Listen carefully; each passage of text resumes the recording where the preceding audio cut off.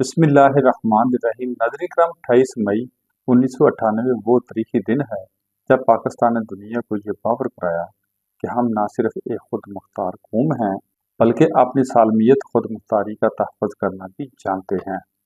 یہ دن صرف ایٹمی طاقت بننے کا نہیں بلکہ قوم کے عزم، استقلال اور غیرت کا دن ہے۔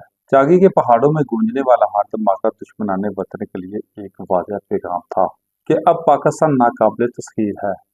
یہ دن ہمیں یاد دلاتا ہے کہ سائنس، ترقی، قومی یکجہتی اور قیادت پر اعتماد جب ایک ہو جائے تو ناممکن کو بھی ممکن بنایا جا سکتا ہے۔ ڈاکٹر عبدالقدیر خان اور ان کی ٹیم نے جو کارنامہ سر انجام دیا ہے وہ تاریخ میں سنہری الفاظ میں لکھا گیا ہے۔ یوم تکبیر جہاں ہمیں فخر کا احساس دلاتا ہے، وہیں یہ دن ہمیں اس ذمہ داری کی بھی یاد دلاتا ہے کہ ہمیں ایٹمی طاقت بننے کے بعد امن، ترقی اور انصاف کے فروغ کے لیے بھی اپنی توانائیاں صرف کرنی ہیں۔